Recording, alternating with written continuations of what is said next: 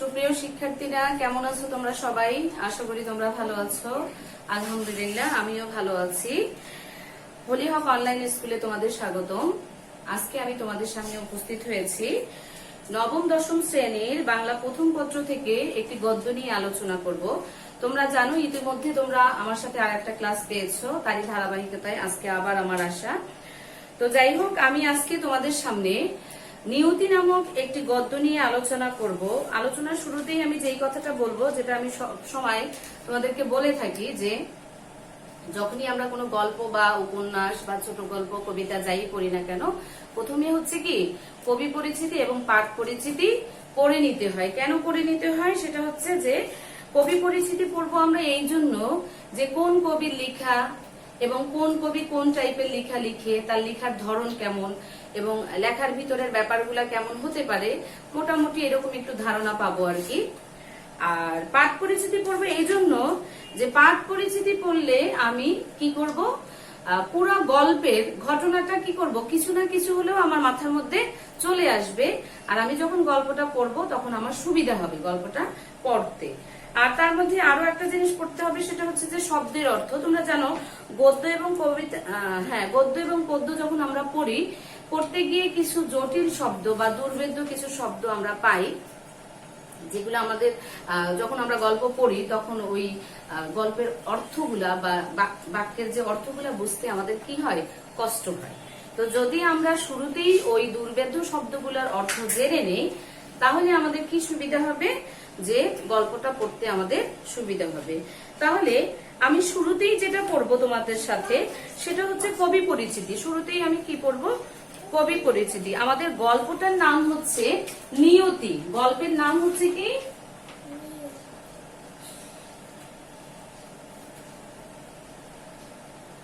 নিয়তি। ঠিক আছে, গল্পের নাম হচ্ছে নিয়তি। লিখেছেন হচ্ছে কি?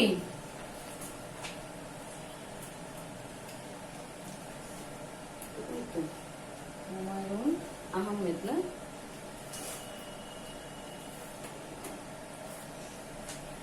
আমাদের গদ্যের নাম হচ্ছে কি? নিয়তি। লিখেছেন হচ্ছে হুমায়ুন আহমেদ। এখন এই হুমায়ুন আহমেদের নাম শুনলে আমার নিজের ব্যক্তি জীবনে আমারই অনেক হাসি আসে। আর তোমরা এখন নবম দশম শ্রেণীতে পড়ো, তোমরা অনেকেই হুমায়ুন আহমেদের গল্প, উপন্যাস, নাটক এবং চলচ্চিত্র দেখে থাকবা। যে মূলত হুমায়ুন আহমেদের লেখাগুলোর মধ্যে যেটা হয়, যে উনি আসলে খুব হাস্যোজ্জ্বল একটা মানুষ।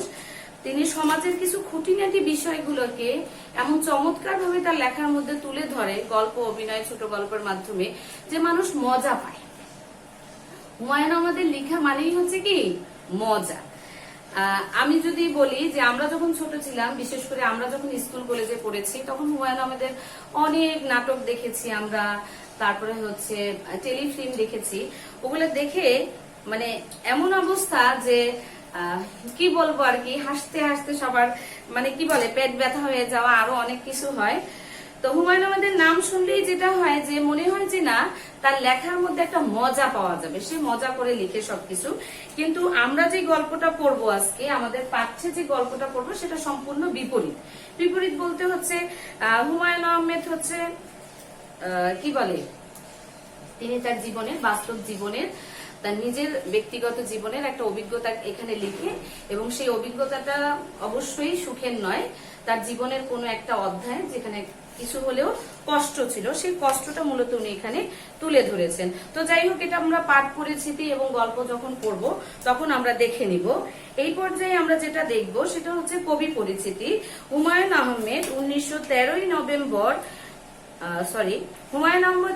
নভেম্বর 1948 সালে নেত্রকোনার মোহনগঞ্জে জন্মগ্রহণ করে। কত সালে জন্মগ্রহণ করে? 13ই নভেম্বর 1948 সালে নেত্রকোনার মোহনগঞ্জ গ্রামে জন্মগ্রহণ করে। তার বাবার নাম হচ্ছে ফজলুর রহমান এবং মায়ের নাম হচ্ছে আয়েশা ফয়েজ। তাহলে শিক্ষার্থীরা একটু পিছনে যাব। হুমায়ুন আহমেদের জন্ম হচ্ছে কত? 13ই নভেম্বর 1948 সাল, এবং তার হচ্ছে জেলা হচ্ছে কোথায়? মোহনগঞ্জ, এবং গ্রাম হচ্ছে কোথায়? গ্রাম হচ্ছে কি মোহনগঞ্জ এবং জেলা হচ্ছে নেত্রকোনা। আর তার বাবার নাম হচ্ছে কি ফয়েজার রহমান এবং মায়ের নাম হচ্ছে আয়েশা ফয়েজ। তারপর হচ্ছে হুমায়ুন আহমেদ 1965 সালে বগুড়া জেলা স্কুল থেকে মাধ্যমিক এবং 1967 সালে ঢাকা কলেজ থেকে উচ্চ মাধ্যমিক পাশ করেন। এরপরে 1970 এবং 72 সালে ঢাকা ইউনিভার্সিটি থেকে তিনি রসায়নে মাস্টার্স অনার্স এবং মাস্টার্স পাশ করেন। পরবর্তীতে তার শিক্ষা জীবন শুরু হয় ঢাকা বিশ্ববিদ্যালয়ে অধ্যাপনা দিয়েই, কিন্তু তিনি তার অধ্যাপনায় বেশি দিন স্থায়িত্ব করতে পারেননি। তার সাহিত্য রচনা করতে গিয়ে তিনি তার চাকরি জীবন বেশি দিন দীর্ঘায়িত করতে পারেননি। তো তিনি অসংখ্য লেখা লিখেছেন, নাটক, ছোট গল্প, কবিতা, উপন্যাস, চলচ্চিত্র, হ্যাঁ অনেক কিছুই তিনি লিখেছেন। তার মধ্যে উল্লেখযোগ্য যদি আমরা দেখি, উপন্যাস হচ্ছে নন্দিত নরকে, নীল অপরাজিতা, প্রিয়ন মেশু, জয় জয়ন্তী, আলোময়, এলেবেলে ইত্যাদি।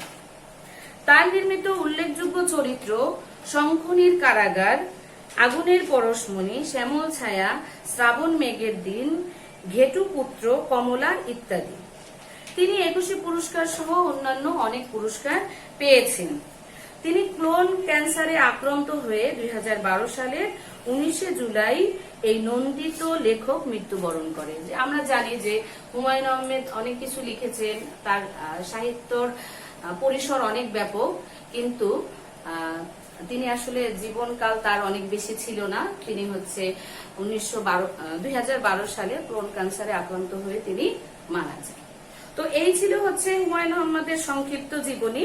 তাহলে সংক্ষিপ্ত জীবনীটা যদি আমরা আরেকবার রিপিট করি তাহলে দেখবো যে হুমায়ুন আহমেদ হচ্ছে কত 1948 খ্রিস্টাব্দের 13ই নভেম্বর নেত্রকোনা জেলার কি মোহনগঞ্জ গ্রামে জন্মগ্রহণ করে। তারপর তার বাবার নাম হচ্ছে কি ফয়েজ রহমান, মায়ের নাম হচ্ছে আয়েশা ফয়েজ। বাবার নাম হচ্ছে ফয়েজ আহমেদ, মায়ের নাম হচ্ছে আয়েশা ফয়েজ। এবং তিনি হচ্ছে বগুড়া কি জেলা স্কুল থেকে 1965 সালে এসএসসি এবং 67 সালে কি এইচএসসি বা উচ্চ মাধ্যমিক পাশ করেন। এবং 1970 এবং 72 সালে ঢাকা ইউনিভার্সিটি থেকে উনি হচ্ছে কি করে অনার্স এবং মাস্টার্স পাশ করেন। পরবর্তীতে উনি ঢাকা বিশ্ববিদ্যালয়ে অধ্যাপনা শুরু করেন, কিন্তু কিছুদিন অধ্যাপনা করার পরে উনি সাহিত্য রচনায় মনোনিবেশ করেন। তো শিক্ষার্থীরা, এ গেল হচ্ছে লেখক পরিচিতি। এখন আমরা পড়বো হচ্ছে পাঠ পরিচিতি। তাহলে পাঠ পরিচিতি কি বলেছে দেখো, আমি শুরুতে বলেছিলাম যে পাঠ পরিচিতি মূলত হচ্ছে এই গল্পটা হচ্ছে লেখকের নিজেরই জীবনের একটি অভিজ্ঞতা, বাস্তব অভিজ্ঞতা তার ছোটবেলার। দেখো এখানে বলেছে বাংলাদেশের নন্দিত কথা সাহিত্যিক হুমায়ুন আহমেদের স্মৃতিচারণমূলক গ্রন্থ আমার ছেলেবেলা থেকে নিয়তি নামক গল্পটি নিয়ে হচ্ছে। আমরা শুরুতে পড়ে এসেছিলাম যে কবি পরিচিতির মধ্যে যে তার একটা গদ্য ছিল হচ্ছে আমার ছেলেবেলা, সেখান থেকেই নিয়তি নামক গল্পটি নেওয়া হয়েছে। তোমাদের দেখবে এমসিকিউতে আসবে যে নিয়তি গল্পটি কোন কাব্যগ্রন্থ থেকে নেওয়া হয়েছে, অথবা সৃজনশীলের 1 নম্বর প্রশ্নে আসবে যে নিয়তি কাব্যগ্রন্থটি কোন কাব্যগ্রন্থ থেকে নেওয়া হয়েছে।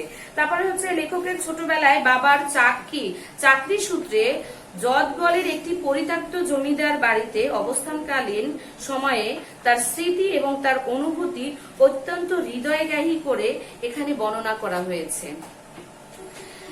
জমিদার বাড়ির কুকুরটি লেখকের ছোট ভাইকে কেউটে সাপের ছোবল থেকে রক্ষা করে। সাপটিকে মেরে ফেললেও কুকুরটি সাপের কামড় খায়। সাপের কামড়ের বিষক্রিয়ায় আক্রান্ত কুকুরটির পরবর্তীতে যন্ত্রণা জেরে হয়, সেই যন্ত্রণার হাত থেকে মুক্তির জন্য লেখকের বাবা কি করে কুকুরটাকে গুলি করে মেরে ফেলে। মানে হচ্ছে লেখকের বাবা যখন চাকরি করেন সেই চাকরির সুবাদে তারা কোনো এক জমিদার বাড়িতে অবস্থান করে। সেই সময় লেখকেরই ছোট ভাইকে কি করে একটা সাপে কামড় দেয়। তো ওই সাপের কামড় থেকে তাকে বাঁচাতে গিয়ে তাদের বাড়ির কুকুরটি কি করে সে নিজেও কি হয় কামড় খায় আর কি। তো কামড় খেলে যেটা হয় যে যখন তার সমস্ত শরীরে বিষক্রিয়া ছড়ায় যায়, সে কষ্ট পাইতে থাকে, অনেক বেশি কষ্ট পাইতে থাকে। তো লেখকের বাবার সেই কষ্টটা কি হয় না, সহ্য হয় না, তাই সে কি করে, তার এই কষ্টের চাইতে লেখকের বাবা মনে করে যে মৃত্যুটাই তার কাছে হচ্ছে কি সবচেয়ে বেশি সুবিধার, এই জন্য সে কি করে, তাকে গুলি করে মেরে ফেলে। এই অভিজ্ঞতাটাই মূলত আমরা এই গল্পের মধ্যে পাবো। তো যাই হোক, এই পর্যায়ে আরেকটা কথা হচ্ছে যে কি বলেছিলাম আমি, যে শব্দার্থ পড়তে হবে। কেন পড়তে হবে? গল্পের মধ্যে যখন আমরা কঠিন শব্দ পাবো তখন লাইনটা ভালোভাবে বোঝার জন্য শব্দের অর্থগুলো একটু দেখে নিব। দেখো, অদ্ভুত একটা শব্দ পাবো আমরা শব্দার্থের মধ্যে। অদ্ভুত, অদ্ভুত মানে হচ্ছে চমৎকার বা অসাধারণ। আমরা কথায় কথায় বলি না অদ্ভুত, কি করছিস দোষ, অদ্ভুত, নাকি? সেই যে অদ্ভুত শব্দটা, সেটা হচ্ছে কি অসাধারণ বা অনেক সুন্দর। তারপর হচ্ছে মহানন্দ। মহানন্দ মানে কি মনের আনন্দ, অনেক বেশি আনন্দ, অনেক সুখ, তাই না? তারপরে হচ্ছে আবেগ। আবেগ তো না, আবেশ, সরি, আবেশ। আবেশ হচ্ছে ভাবাবেগ বা অনুরাগ। আবেশ হচ্ছে ভাবাবেগ বা অনুরাগ। অনুরাগ, বিরাগ, অনুরাগের বিপরীত শব্দ হচ্ছে অনুরাগ মানে কি কারো প্রতি কি একটা ভালো লাগা বা তার প্রতি কিছু আবেদন থাকে। অনুরাগ একটু মানে কি বলে ওইটাকে, ভাষাটা কি বলে ওইটাকে, যে অনুরাগ করে মানে কি,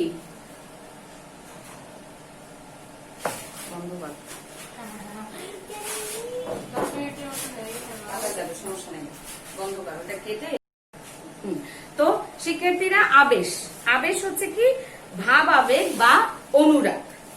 এখানে এক ধরনের মানসিক প্রতিক্রিয়াকে বোঝানো হয়েছে। তারপর হচ্ছে চাতাল। চাতাল মানে হচ্ছে উঠান। আগেকার দিনে মানুষ মানে হচ্ছে শান বাঁধানো। শান মানে কি, মানে পাথর দিয়ে ঢালাই করে উঠান বাঁধা, যেখানে মানুষ বসে গল্প গুজব করে। তারপরে আছে হচ্ছে তক্ষক।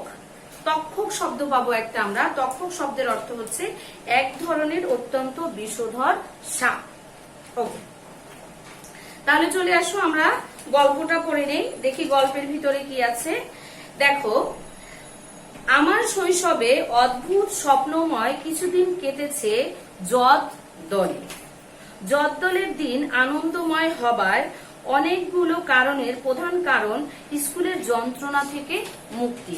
কথাগুলো কে বলছে? আমরা পুরো গল্পটা পাবো যে গল্পকথক নিজেই নিজের কথা বলছে। সেখানে কোনো স্কুল নেই, কাজেই পড়াশোনার যন্ত্রণাও নেই, মুক্তির মহানন্দ। মানে লেখক বলেছে যে যদঘরে যে ছিল, সে যে কয়দিন ছিল সে কয়দিন সে খুব ভালোই ছিল। এই জন্য ছিল যে সেখানে কোনো স্কুল ছিল না, তাইলে পড়ালেখার কোনো ঝামেলা ছিল না। যতদিন ছিল মনের আনন্দে সুখে শান্তিতেই সেখানে ছিল। যেটা হয় ছাত্রছাত্রীদের, যদি একদিন স্কুল বন্ধ থাকে শুক্রবার, আলহামদুলিল্লাহ ঈদের দিন, তাই না? তো সেই অবস্থাটাই হয়েছিল হুমায়ুন আহমেদের জীবনে বা আমাদের গল্প কথক।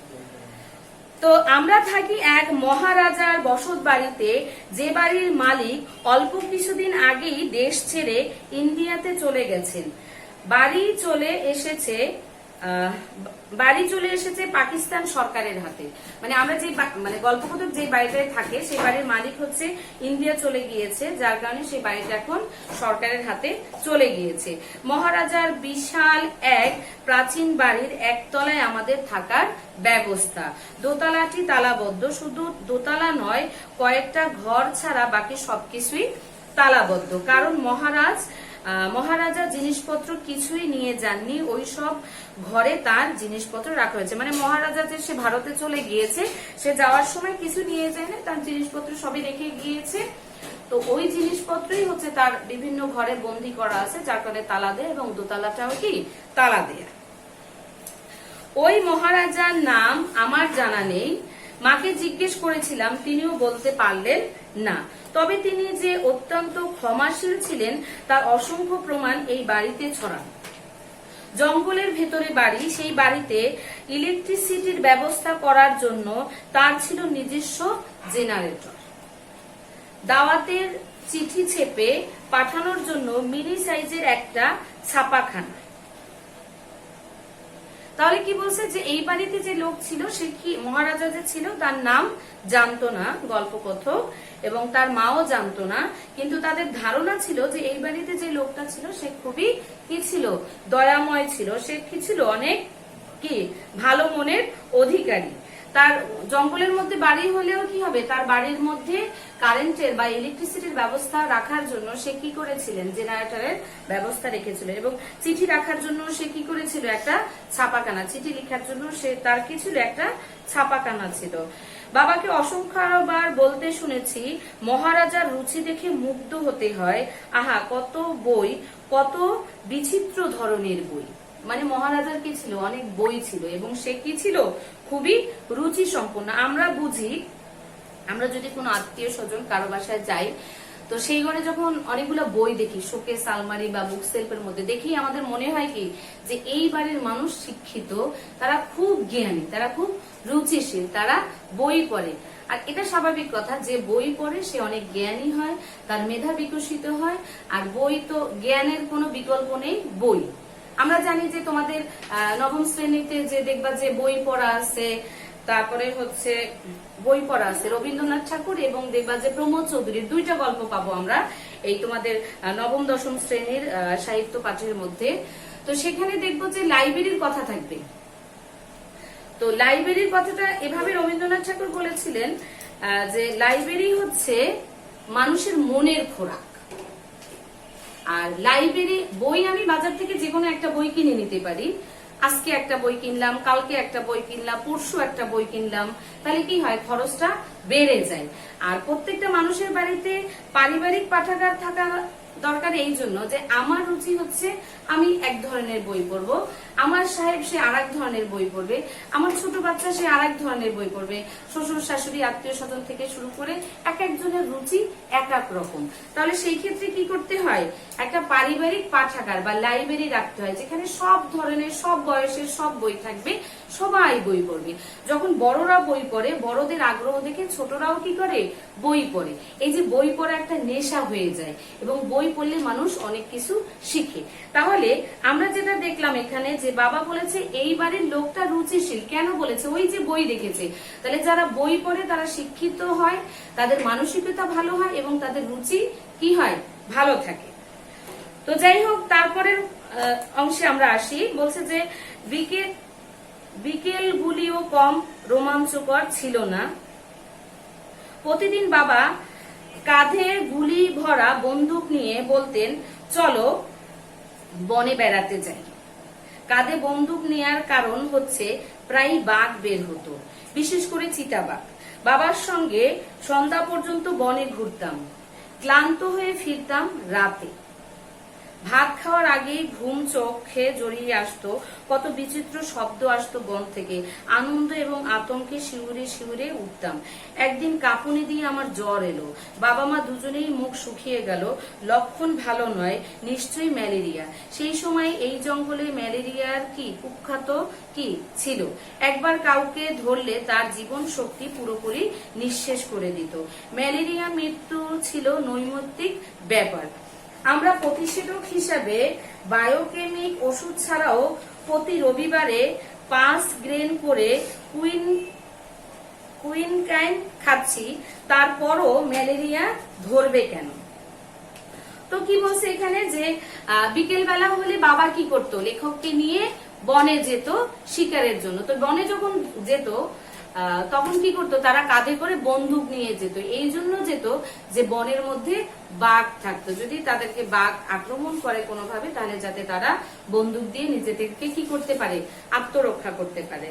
আর একদিন কি হলো, বাঘ হচ্ছে যেটা সে চিতাবাঘ। বনে কি বাঘ থাকে, বেশিরভাগ সময় চিতাবাঘ থাকে। একদিন কি হলো, গল্প কথকের জ্বর আসলো, রাতে অনেক বেশি জ্বর আসলো। তো জ্বর আসার পরে তার বাবা মা খুব চিন্তিত হয়ে যায়, কারণ ওই সময়ে ম্যালেরিয়ার কি প্রভাবটা অনেক বেশি ছিল। তো লেখক বলেছিল যে আমাদের ম্যালেরিয়া হওয়ার কথা না, কারণ ম্যালেরিয়া না হওয়ার জন্য আমরা প্রতি সময়ে কি করতেছি, প্রতিষেধক ব্যবহার করতেছি। বাবা এই ভয়ঙ্কর জায়গা থেকে বদলির জন্য চেষ্টা তদবির করতে লাগলেন। শুনে আমার মন ভেঙে গেল। এত সুন্দর জায়গা, এমন চমৎকার জীবন, এসব ছেড়ে কোথায় যাব? ম্যালেরিয়ায় মরতে হলেও এখানেই মরবো। তাছাড়া ম্যালেরিয়ার ওষুধটা আমার বেশ পছন্দ হলো। যখন জ্বর আসে তখন কি প্রচন্ড শীতই না লাগে। শীতের জন্যই বোধ হয় শরীরে এক ধরনের আবেগ সৃষ্টি হয়। জ্বর যখন বাড়তে থাকে তখন চোখের সামনে প্রতিটি জিনিস আকৃতির ছোট হতে থাকে, দেখতে বড় অদ্ভুত লাগে। একসময় নিজেকে বিশাল দৈত্যের মতো মনে হয়। কি আশ্চর্য অনুভূতি। আমি গল্পের শুরুতে বলেছিলাম যে হুমায়ুন আহমেদ একটু অন্য রকমের লেখক। মানে ওনার লেখার মধ্যে মানে এমন কিছু ব্যাপার থাকে যেটা হচ্ছে নিছক কিছু ব্যাপার থাকে, কিন্তু সেটাও কি করে মানুষকে আনন্দ দেয়। একটা সামান্য ঘটনাকে সে কেন্দ্র করে অনেক বড় একটা হুলস্থুল বাঁধিয়ে দেয়। মানে তার চিন্তা চেতনা গুলো একটু অন্যরকম। আর সব লেখকের চাইতে একটু অন্যরকম। আমি তোমরা সবাই জানো যে অনার্স মাস্টার্স করা বাংলার বিষয়ের উপরে, তাই না? আমি অনেকের লেখাই পড়েছি। তো আমার জীবনে অনেক লেখকই আছে যারা মানে আমার লাইফের আইডল। আমি অনেক পছন্দ করি, অনেক ভালোবাসি, এখানে কোনো কথা নাই। তো তাদের মধ্যে একজন হচ্ছে হুমায়ুন আহমেদ, যার লেখা পড়লে আমার অন্যরকম লাগে। মানে ওনার লেখা পড়ে আমি আর 10 জন কবিদের সাথে কেমন যেন মিলাতে পারি না। মানে উনি অন্যভাবে চিন্তা করে। যে অন্য কবিরা যেমন, আমি যদি জীবনানন্দ দাশের কথা বলি, জীবনানন্দ দাশ কখনো বলেছেন যে তিনি হচ্ছে শুকনো এক ক্ষেত ঘাস কেটে ফেলেছে, ধান ছিল, ধান কেটে নিয়ে আসছে। তো সেই ধান ক্ষেতের দিকে তিনি কখনো তাকিয়ে দেখে হচ্ছে কি যে সেই জমি হচ্ছে কি ধানে ভরা ক্ষেত, আবার কখনো ক্ষেত ভরা ধান, তারপরে তার মনে হচ্ছে কি কিছুই নাই, শুষ্ক হাহাকার।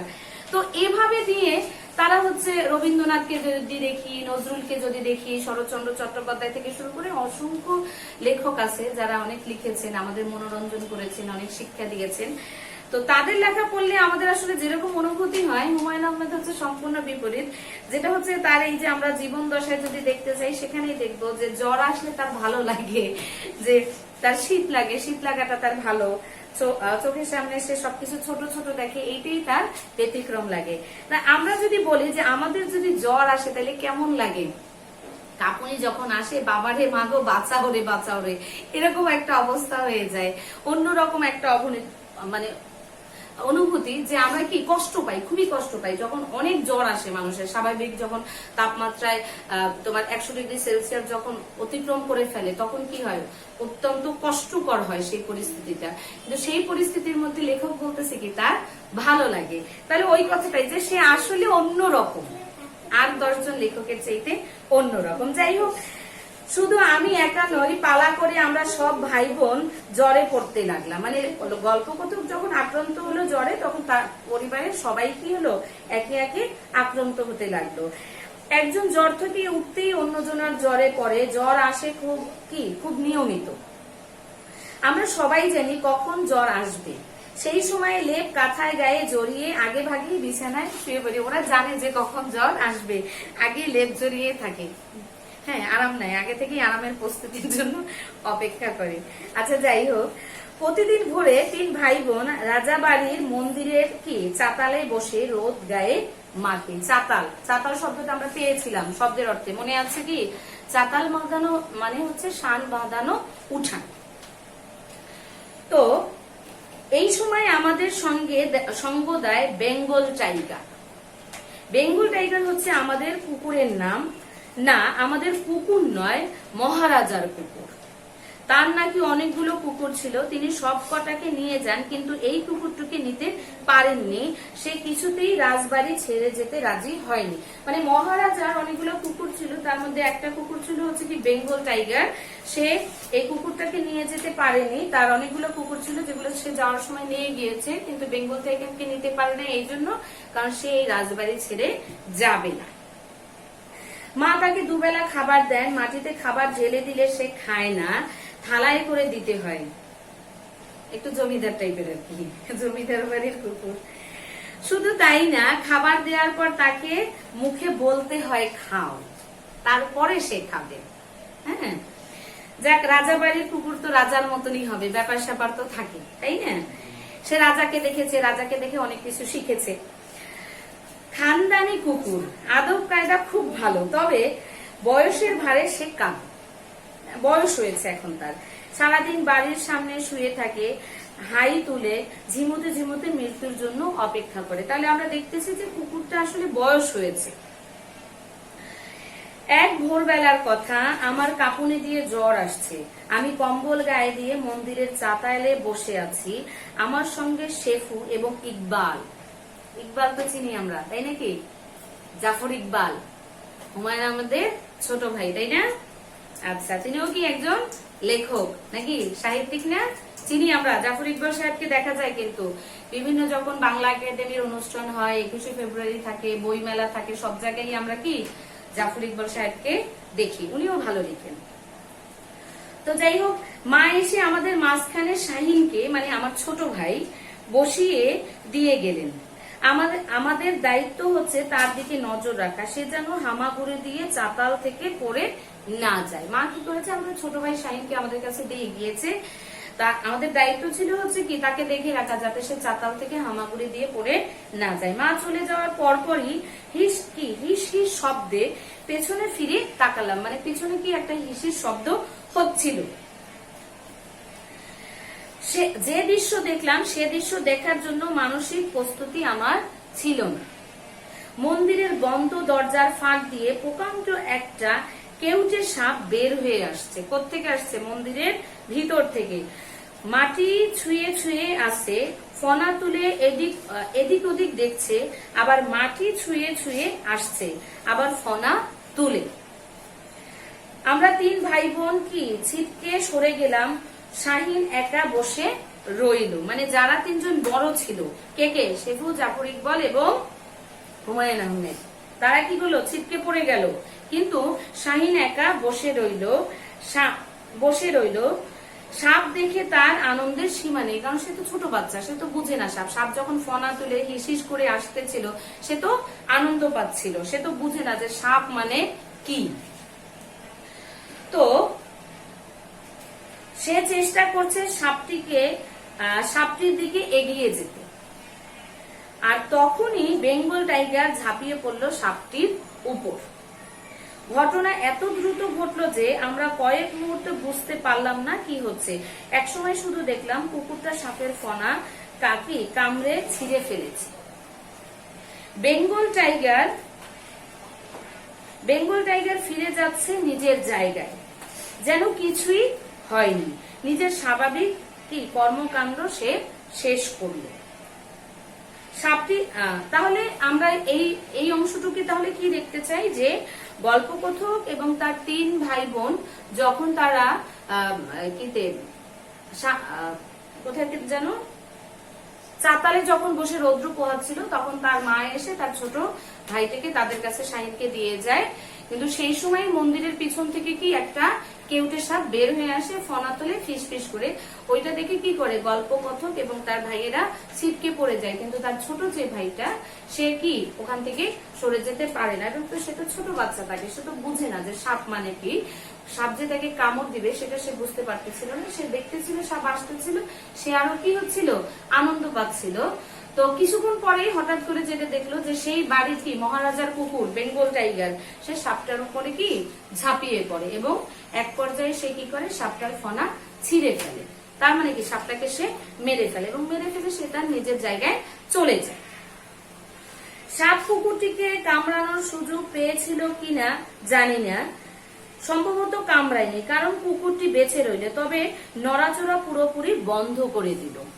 এই কথাটার মানে কি? দেখো, সাপ কুকুরটিকে কামড়ানোর সুযোগ পেয়েছিল কিনা সেটা আমরা জানি না, সম্ভবত কামড়ায়নি, যেটা আমাদের মনে হচ্ছিল, কারণ কুকুরটি বেঁচে রইল, তবে নড়াচড়া পুরোপুরি বন্ধ। তার মানে কি, আমরা দেখলাম যে কি কুকুর বেঁচে আছে, যেহেতু বেঁচে আছে তাহলে হচ্ছে কি কামড় দেয়নি।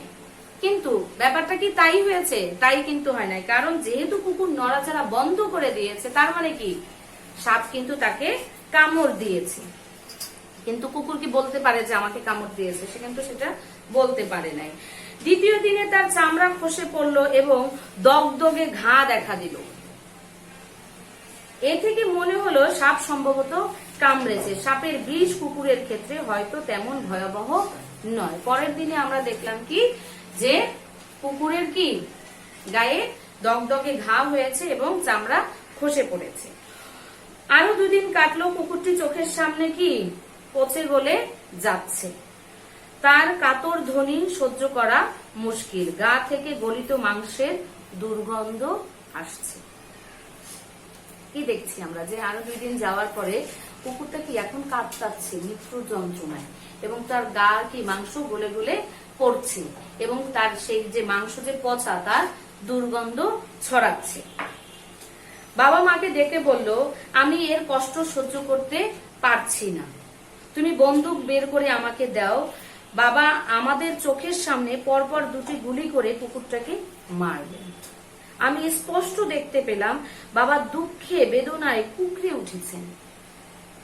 তবু শান্ত গলায় বললেন যে আমার ছেলের জীবন রক্ষা করেছে তাকে আমি গুলি করে মারলাম, একেই বলে নিয়তি।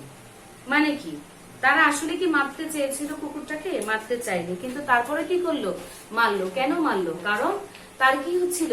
কষ্ট হচ্ছিল, যন্ত্রণা হচ্ছিল, তার শরীরের মাংস পচে যাচ্ছিল, দুর্গন্ধ ছড়াচ্ছিল, যেটা হচ্ছে গল্পকথকের বাবার কি সহ্য হচ্ছিল। পরবর্তীতে সে তার গল্পকথকের মায়ের সাথে পরামর্শ করে তাদেরই সামনে 2টি গুলি করে কি করে কুকুরটাকে মেরে ফেলেন এবং দুঃখে কষ্টে সে বলল, যে কুকুরটা আমার সন্তানকে রক্ষা করলো, বাঁচালো মৃত্যুর হাত থেকে, আমি তাকেই মেরে ফেললাম। আসলে কি এটাই হচ্ছে নিয়তি। এর মানেই হচ্ছে কি নিয়তি। নিয়তিটা কি? ভাগ্য, মানে যার ভাগ্যে যা আছে তাই হবে। কিন্তু আমার কাছে বাবাকে পৃথিবীর নিষ্ঠুরতম মানুষদের একজন বলে মনে হলো। নিজেকে কিছুই বোঝাতে পারছিলাম না এমন একটি কাজ তিনি কি করে করতে পারলেন। রাগে, দুঃখে ও অভিমানে রাতে ভাত না খেয়ে শুয়ে পড়েছি। বাবা আমাকে ডেকে নিয়ে বারান্দায় বসালেন। 2জন চুপচাপ বসে আছি। চারিদিকে ঘন অন্ধকার, তকথক ডাকছে। বাড়ির চারপাশে আমের বনে হাওয়া লেগে বিচিত্র শব্দ উঠেছে। বাবা কিছুই বললেন না। হয়তো অনেক কিছু তার মনে ছিল, মনের ভাব প্রকাশ করতে পারলেন না। একসময় বললেন, যাও ঘুমিয়ে পড়ো। আমি সেদিন বুঝতে পারিনি বাবা কেন কুকুরটিকে এভাবে মেরে ফেলেছেন। কুকুরটি আমার মনে গভীর ছাপ ফেলেছিল। তাহলে কি দেখলাম পরিসমাপ্তি, যে বাবা তো কুকুরটাকে মেরে ফেলেছে, কিন্তু গল্পকথক সেটা কোনোভাবেই মানতে পারতেছিল না যে বাবা কেন কুকুরটাকে মেরে ফেললো। সে তো তাকে বাঁচাতে পারতো, তাকে ডাক্তার দেখাতে পারতো, ওষুধ দিতে পারতো, তাহলে তাকে মারলো কেন? কারণ গল্পকথক তো তখন অনেক ছোট ছিল, সে বাবার সিদ্ধান্তটাই যে রাইট ছিল সেটা সে বুঝতে পারছিল না। সে অভিমান করেছিল, সে রাতে খাবার খায়নি, ঘুমিয়ে পড়েছিল। পরে বাবা কি করে, তাকে নিয়ে বারান্দায় বসেছিল, অনেক কিছু বলতে চেয়েছিল, কিন্তু আসলে সে ভাষা পাচ্ছিল না, কি বলবে। গল্পকথক অনেক ছোট এবং বাবার নিজের মনের মধ্যেও তো অনেক বড় একটা ছাপ পড়ে গিয়েছিল যে সে কুকুরটাকে মেরে ফেলেছে। সে দুঃখে ক্ষোভে সে আসলে গল্পকথককে ওইভাবে কিছুই বলতে পারে না। তো গল্পকথক তখন বুঝতে পারে না যে কেন বাবা মেরে ফেলেছে, কিন্তু সে যখন বড় হয়েছে, তার ব্যক্তি জীবনে সে যখন প্রতিষ্ঠিত হয়েছে, তখন সে তার ছোটবেলার এই স্মৃতিচরণ করতে গিয়ে সে বুঝতে পেরেছিল যে বাবা যে কাজটা করেছিল সেই কাজটাই সেদিন ছিল কি মুখ্যম কাজ। কারণ কুকুরটা কষ্ট পাচ্ছিল, সাপের কামড়ে সে যখন আঘাতপ্রাপ্ত হলো, সেই জায়গা থেকে মাংস খসে পড়তেছিল, মাংস পচে যাচ্ছিল, সে যন্ত্রণায় কাতরাচ্ছিল।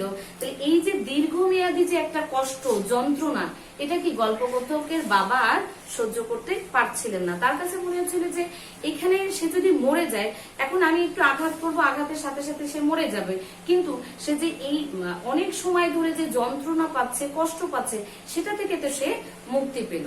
কিন্তু বালক হৃদয়, ছোট মানুষ, তার মন তো সেটা মানে না। তো যাই হোক, এ হচ্ছে নিয়তি। নিয়তি গল্পের মাধ্যমে তাহলে আমরা কি দেখলাম, কি বুঝলাম, যে নিয়তি হচ্ছে গল্পকথকের নিজের কি ব্যক্তি জীবনের একটি অভিজ্ঞতা সে এখানে তুলে ধরেছেন, যে ছোটবেলায় তারা যখন তার বাবার চাকরির কারণে কোথাও অবস্থান করেছিল কোনো এক বাড়িতে, সেখানে অবস্থান করা অবস্থায় তাদের সঙ্গী হয় একটা কুকুর। সেই কুকুরটা কোনো একদিন কি করে তার ভাইকে বাঁচানোর জন্য কি সাপের সাথে লড়াই করার পরে সে কি কামড় খায় সেই সাপের। পরবর্তীতে সে যখন কি আক্রান্ত হয়, মানে সাপ যখন তাকে কামড় দেয়, সে যখন কষ্ট পায়, মৃত্যু যন্ত্রণায় যখন কাতরাতে থাকে, তখন কি করে গল্পকথকের বাবা সেই কুকুরটাকে বন্দুক দিয়ে গুলি করে মেরে ফেলে। আর এই যে মেরে ফেললো, মানে কুকুরটার নিয়তি মানে ভাগ্যে কি ছিল, সে কিন্তু বিদ্ধ হয়ে গিয়েছিল, সে মারা যাবে, যে কোনো সময় মারা যাবে। আমরা পড়েছি গল্পের মধ্যে যে সে বিদ্ধ হয়ে গিয়েছে, সে এখন মৃত্যুর জন্য অপেক্ষা করছে, সে ঝিমাচ্ছে, সে হাই তুলে, তাই না? তাহলে সে স্বাভাবিকভাবে মারা যাবে, এরকমই একটা ব্যাপার ছিল। কিন্তু না, সেটা কিন্তু ঘটলো না। এই যে অতিথি হিসেবে তারা যে ওইখানে যতদিন অপেক্ষা মানে অবস্থান করেছিল, সেই সময় তাদের যে সঙ্গী হয়েছিল কি বেঙ্গল টাইগার, সে কি করেছে তাদেরই এক ভাইকে বাঁচাতে গিয়ে তার জীবন দিতে হলো। এই ছিল আসলে নিয়তি গল্পের প্রতিপাদ্য বিষয়।